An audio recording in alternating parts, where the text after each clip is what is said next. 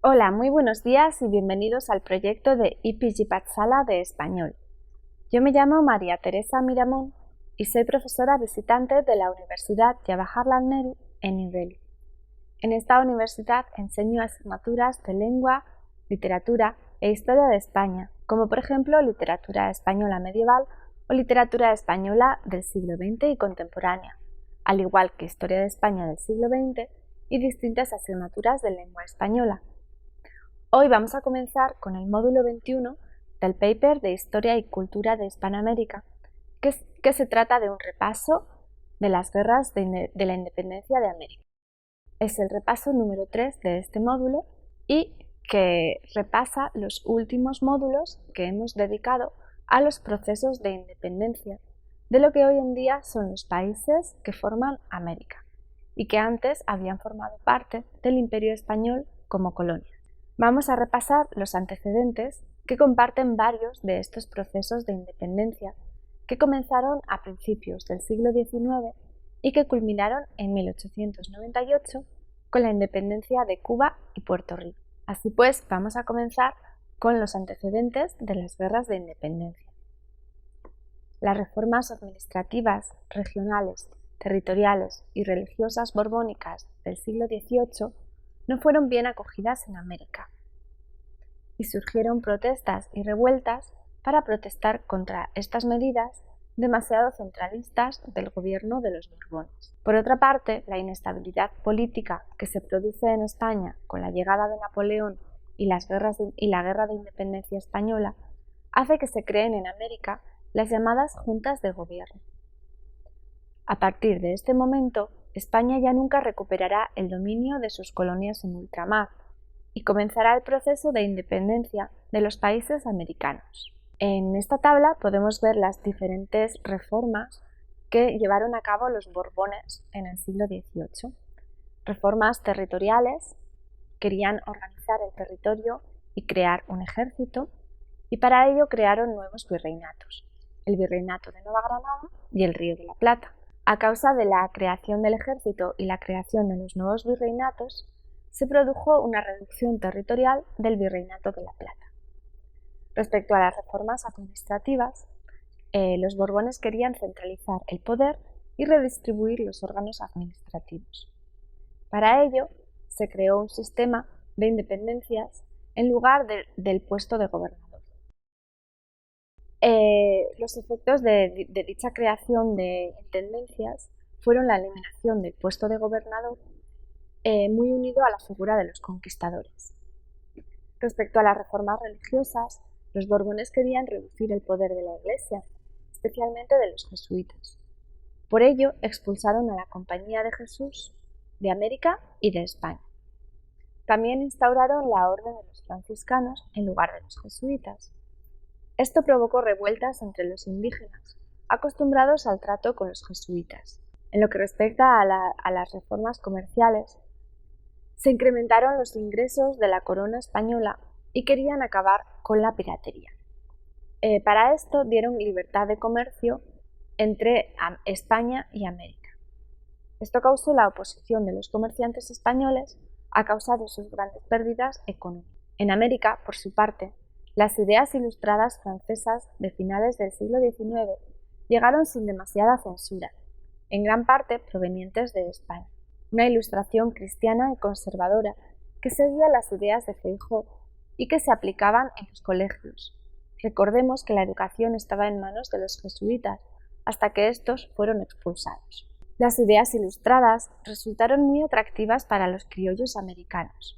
Los criollos eran descendientes de los colonos nacidos en América, que se consideraban a sí mismos americanos y no españoles de nacimiento. Ellos pedían libre comercio y liberalismo político, y estaban cansados de las medidas opresivas y centralistas que venían impuestas desde España. Por otra parte, la independencia de las 13 colonias británicas, que se concluyó en 1783 y que dio como resultado la nueva nación llamada los Estados Unidos de América, también sirvió como aliciente para las colonias españolas, aunque, como dice Isidro Sepúlveda, ambas independencias responden a procesos históricos totalmente diferentes. Sin embargo, esto no quita para que los países hispanoamericanos se guiasen por el ejemplo de los recién formados Estados Unidos y algunos de los nuevos países siguieran su modelo de constitución, como Venezuela o México, entre otros. Después de la invasión napoleónica en España y ante la falta de gobierno en el trono español y el descontrol general, se crean las juntas de gobierno en 1808 para enfrentar el vacío de poder político después de la invasión napoleónica. El 24 de septiembre de 1808 se crea la primera junta, situada en Montevideo. En plena guerra de la independencia en España contra la invasión napoleónica y ante el caos peninsular y la falta de la figura del monarca, figura reconocida como la máxima autoridad tanto en España como en ultramar, en América hay una radicalización en las ideas de los criollos sobre la independencia. No fue un proceso fácil y uniforme, ya que también había personas en las colonias que no estaban a favor de la independencia. Se formaron dos bandas, los realistas y los independentistas, y comenzó una ronda de violencias que acabó en la formación de las nuevas naciones independientes americanas. 18 territorios se declararon independientes desde los años 1810 hasta 1824, dividiendo los anteriores virreinatos en territorios más pequeños con su propio nombre y su propia declaración de la independencia constitucional. Y con esto vamos a pasar a ver las diferentes independencias de los países hispanoamericanos. Vamos a comenzar con la independencia del Cono Sur y la independencia de Argentina. El periodo de la independencia argentina comienza en el año 1810, siendo uno de los primeros países en iniciar este proceso, y termina en 1820. La Revolución de Mayo de 1810 comenzó a causa de la disolución de la Junta Central de Sevilla, el órgano que mantenía los poderes ejecutivo y legislativo durante la invasión napoleónica en España, al mismo tiempo que mantenía la comunicación con los territorios coloniales en ultramar. Algo cambió en 1815, y es que Fernando VII volvía a ostentar el poder en España y volvía a querer ejercer como monarca como antes de la invasión napoleónica. Quería disolver las juntas creadas hasta ese momento y volver al poder. Como era de esperar, la Junta rechazó este deseo y declaró su independencia. Así pues, el 9 de julio de 1816, en el Congreso de Tucumán, se declaró oficialmente la independencia de las Provincias Unidas de América del Sur, que más tarde serían las Provincias Unidas del Río de la Plata. Vamos a pasar a la independencia chilena. La independencia chilena se llevó a cabo más o menos en las mismas fechas que la argentina.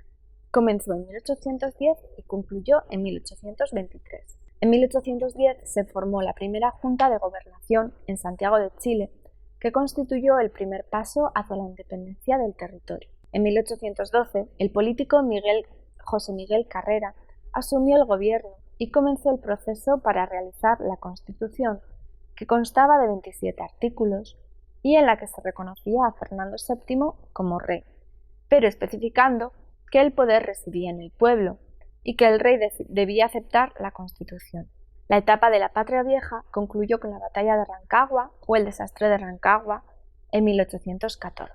En esta ciudad, Rancagua, el ejército realista del Virreinato del Perú, con unos 5.000 hombres, venció a los patriotas chilenos y canceló temporalmente la independencia de Chile. Esta derrota trajo graves consecuencias, como la restauración del sistema monárquico y la vuelta de los monarquistas al gobierno. Sin embargo, los exiliados no perdieron el tiempo y junto a O'Higgins y José de San Martín, gobernador de Mendoza, organizaron un ejército que llamaron el Ejército Liberador de los Andes, dando lugar a la Batalla de Chacabuco, en la que el ejército realista sufrió una severa derrota. Esto permitió a los patriotas llegar hasta Santiago de Chile, y el pueblo eligió a José de San Martín como gobernador, aunque éste negó el cargo y decidió convocar un nuevo cabildo para votar un nuevo líder. Finalmente, O'Higgins fue elegido como director supremo del Estado de Chile y se proclamó oficialmente la independencia el 12 de febrero de 1818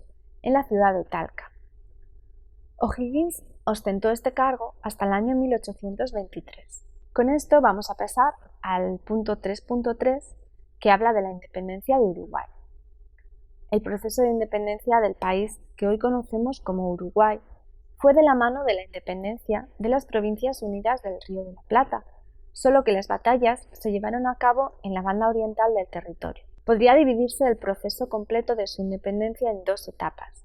La primera desde 1810 hasta 1825 y desde 1825 hasta 1830, momento en el que se declara finalmente la independencia.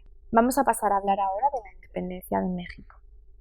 En México se produjo el levantamiento popular que encabezó como figura pública más visible Miguel Hidalgo y Costilla, que convocó al pueblo de Dolores a levantarse y luchar contra la opresión española. Este no era el plan previsto por los sublevados, ya que su idea era realizar el golpe más tarde, cuando la organización y la planificación estuviesen en una fase más tardía y, por lo tanto, mejor organizada y con más probabilidades de éxito. El hecho de que se iniciase antes de lo previsto fue exclusivamente porque fueron descubiertos por los españoles y su única salida fue avanzar hacia adelante con todo lo que ya tenían por temor a que el gobierno español pudiese desbaratar todos sus planes por completo. Su objetivo final era conquistar dicha ciudad, la capital de la denominada Nueva España. En contra de los intereses del ya mencionado Hidalgo y de Ignacio Allende, el otro líder más importante de la insurgencia en ese momento, las tropas sublevadas comenzaron a recibir derrotas por parte del ejército realista, fiel a la autoridad española, obligándoles a retroceder y huir hacia el norte, en busca de más apoyo entre las ciudades que también se habían sublevado. Después de esto se produce una búsqueda de una estructura organizativa dentro del organigrama de los insurgentes, que incluye un marco jurídico propio y unas jerarquías bien definidas. Por otra parte, también comenzaron a definirse a qué ideología se adscribía el movimiento de los sublevados. El 19 de agosto de 1811 se crea la denominada Suprema Junta Nacional Americana, declarándose la independencia el 6 de noviembre de 1813. Con la vuelta de Fernando VII en 1914, las luchas entre el ejército realista y los independentistas se renovaron. Durante 1815 y 16 se encadenaron diferentes batallas con resultados bastante dispares. Si bien es cierto que la supremacía del ejército realista, con un mayor número de efectivos, se hacía patente. Finalmente fue en 1821, después de más de un decenio de guerra, que se acabó declarando la independencia de México. El punto de inflexión que cambió definitivamente la guerra se produjo el 1 de enero de 1820. Ese día fue cuando los soldados españoles, con el general Riego a la cabeza, se rebelaron contra el poder y volvieron a instaurar en España la Constitución de Cádiz de 1812. Vamos a pasar a hablar ahora de la independencia del Perú. El 15 de julio de 1821 se firma la Declaración de Independencia de Perú, redactada por Manuel Pérez de Tudela, que más tarde sería ministro. El 28 de abril de ese mismo año, José San Martín, ante una gran multitud de personas en la Plaza Lima, proclama las siguientes palabras: el Perú es desde este momento libre e independiente por la voluntad general de los pueblos y por la justicia de su causa que Dios defiende. ¡Viva la patria! ¡Viva la libertad! ¡Viva la independencia! El primer presidente de la República del Perú fue José de la Riva Agüero en 1823. Era un criollo de familia pudiente, nacido en Lima. Apoyó a José San Martín antes y después de su victoria en Perú. Siempre fue un conspirador para lograr la independencia, como otros muchos criollos, haciendo propaganda para extender esta idea. Su mandato duró tan solo unos meses, ya que era muy difícil llegar a acuerdos en el Congreso por la inestabilidad política y económica que vivía Perú en ese momento. Le sucedieron otros presidentes más conocidos como Antonio José de Ducre o Simón Bolívar. Y con esto vamos a pasar al siguiente punto, que es la independencia de la Gran Colombia. En 1810, el nuevo Reino de Granada estaba compuesto por 15 provincias, con sentido local y regionalista, consecuente de la política aislacionista que había llevado a cabo España por la gran diversidad geográfica y cultural, sumado a la mala comunicación entre las diferentes provincias. El Acta de Independencia de Santa Fe, el 20 de julio de 1810, dejó constancia por escrito que convocaría en un congreso al resto de provincias para decidir qué hacer y formar entre todas una constitución como sistema federativo. El Congreso se realizó el 22 de diciembre de 1810 y fue un fracaso. Solo acudieron los representantes de 6 de las 15 provincias. El resto pensaba que ya sus propias actas de independencia les otorgaban la soberanía nacional y por lo tanto ya eran, según ellos, totalmente independientes y capaces de organizar sus propias constituciones. Cada provincia luchaba por sus intereses como consecuencia de la influencia de la mentalidad localista. Comenzó a crearse el gamonalismo y el caudillismo. Mientras Nariño triunfa en el norte de Colombia, Fernando VII regresa al poder en 1814 bajo el régimen absolutista. Al sur de Colombia ya se estaban produciendo revueltas de los realistas que querían que Colombia siguiera formando parte de España como antiguamente. El rey pensó que esta revolución era una de otras tantas fáciles sublevaciones que habían podido socavarse hasta entonces. Fernando VII trataba de reunificar al Imperio español y cualquier negociación de independencia era impensable. Comienza así una reconquista de España bajo el militarismo y duros castigos hacia cualquier cabecilla de levantamientos para restaurar las instituciones españolas. En 1815 parte desde España, en Cádiz, la expedición pacificadora, con 10.000 soldados, con el dirigente Pablo Morillo, Pascual Enrile y Francisco Morales, hacia América para iniciar la reconquista desde Venezuela. En julio de 1815 el ejército se instala en Santa Marta, que era la ciudad más leal a la ideología absolutista, y parten hacia Cartagena, que desde 1811 se había declarado independiente. Resiste fuertemente de agosto a diciembre con el hambre, peste y otras adversidades, pero finalmente Morillo gana. Comienza el régimen del terror para oprimir a todos aquellos que osen cuestionar el poder de la corona española, así como su territorio colonial. Se crearon 3 tribunales para castigar y someter al país. Primero, el Consejo Permanente de Guerra, que dictaba sentencias de muerte a los insurgentes. B. El Consejo de Purificación, que condenaba a aquellos que cometían delitos, pero no tan graves como para morir bajo la pena de muerte. Y C. La Junta de Secuestros, que embargaba bienes de aquellos que consideraba rebeldes. Como represalia a todo esto, surgieron guerrillas populares y una figura muy importante para la Revolución colombiana, Simón Bolívar, que contaba con el apoyo de todo el pueblo y que ya había conspirado previamente contra la metrópoli, apoyando la revolución de los criollos. Se compone el Ejército Liberador, que comienza su lucha desde Jamaica y Haití. A este ejército lo acompañaron cerca de 5.000 soldados ingleses, de la Legión Británica y algunos franceses promovidos por ideales políticos y por el beneficio como mercenarios. Bolívar pensó que no vendría mal la ayuda, ya que además aportarían conocimientos militares a su ejército. El 10 de agosto de 1819, Colombia se declara definitivamente independiente, después de haber vencido a los realistas en las batallas de Vargas, Paya y por último Puente de Bocayá, que dio fin a cualquier sometimiento hacia España. Comienza así el periodo de la Segunda República, de 1819 al 31, que fue consolidado debido al levantamiento militar paralelo que se estaba viviendo en España por Rafael Riego y que hizo que comenzase el trienio liberal.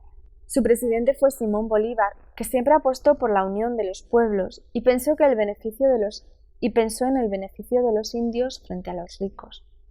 Ahora la República de la Gran Colombia incluía los actuales Colombia, Ecuador, Panamá y Venezuela. Y con esto damos por finalizada la independencia de la Gran Colombia y pasamos a hablar del último de los puntos de este módulo, que habla sobre la independencia de las islas del Mar Caribe. Vamos a comenzar con la independencia de la República Dominicana.